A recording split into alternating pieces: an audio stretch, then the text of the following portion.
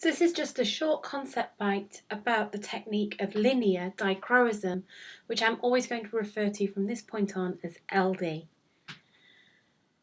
Now, when we have absorption in a molecule, there is a particular transition dipole moment associated with the change in the electronic configuration of the ground in the excited state. In any given absorption spectra, the different absorption peaks almost certainly always align to different transitions within a molecule. Here I show adenine. It's one of the bases of DNA, but I've just chosen it because it's quite a small, simple molecule to understand, which has multiple transition dipole moments. I can see that I've drawn on here 3 separate dipole transitions. Each aligns to a slightly different wavelength transition. Each of these will, of course, have slightly different extinction coefficients associated with it as well. But the most important thing is they all occur at different angles. And linear dichroism is a technique which I can use to examine these transitions and the angles that they occur at in molecules. The technique itself is very similar to UV vis. In fact, simple UV vises can actually be modified to work as dichroism spectrometers. The most difficult thing is actually sample alignment. I'll talk about that on the next slide, but I'm just going to briefly talk through the important things with an LD instrument. We need to have a light source which is good across the whole range of the spectrum. Usually this would be 2 separate light sources, a deuterium for use in the UV and a xenon lamp for use in the visible and near infrared up to about 800–900 nanometers. The monochromators and the beam splitters and the detectors all work exactly the same way as they would in a UV. The important thing here is that we have a method of polarizing the light. Linear dichroism is using linearly polarized light. So I have a 2-position polarizing filter. The 2 positions are orthogonal to each other, in other words at 90 degrees. And I can essentially think of them as being up and across.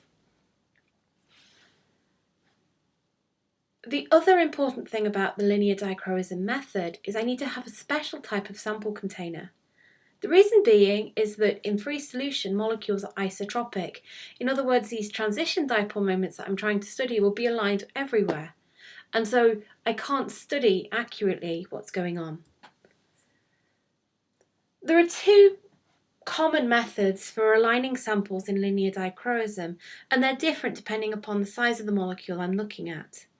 For small molecules, such as the adenine that I showed before, or in this case for this these ring systems joined together, it's usual to use a polymer film. I dissolve my small molecules into a polymer film and then I stretch that film. And as I stretch that film, the molecules align with the direction of stretch of this film. Larger molecules I am able to preserve in solution though. Particularly when looking at things like DNA and proteins, having them in the solution phase is very important. And so having a solution phase method is very, very good. In this case, I use a technique called laminar flow. Laminar flow involves a cell which essentially has an inner which fits into it, leaving just a very, very small kind of ring of my sample. As I spin this inner cylinder, it makes the sample itself spin as well. And as it spins, it again stretches the molecules out. Laminar flow is actually going to be very interesting and useful for the technique as I describe it a little bit further. But I'm just going to introduce you to how an LD spectrum looks first of all. An LD spectra contains things that are both above and below a 0 line. And that's because my LD is defined as the absorption when I put in light which is parallel to the absorption when I put in light, which is perpendicular. These are just my two ways of defining my axes, and my parallel and perpendicular comes relative to my direction of either laminar flow or the stretching of my film. To have a positive LD, I see a stronger parallel absorption. In other words, my transition dipole moment is aligning with the flow of the molecule. And if I see it below, my transition dipole moment is perpendicular to the flow of the molecule. I'm able to actually work out exact angles and exact alignment of these transition dipoles based on this simple equation.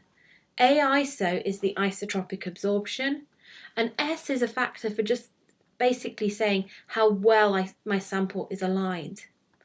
This can be calculated by having multiple runs, usually with different speeds or different stretches of my film. The angle alpha is the angle that I'm concerned with for the relative relationship, the relative angle of my transition dipole and the flow, the long axis that I'm putting into this sample.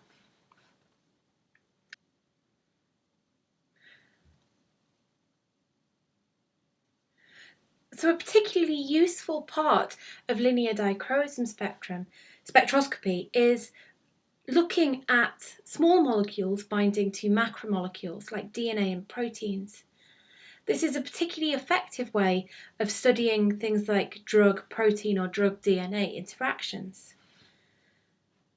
It's very easy to do based on the fact that if I use this laminar flow method and have a small molecule, like a drug molecule, it won't align in solution. It's isotropic and my LD is 0.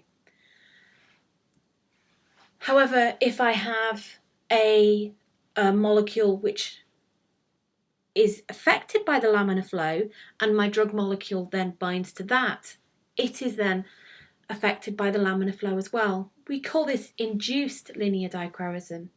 Here I've shown a simple representation of the backbone of DNA, and I have two possible alignments of my molecules. I either have it intercalating between the base pairs, where the LD would be negative, less than 0, or I have it running along the backbone of the DNA, where the LD would be positive.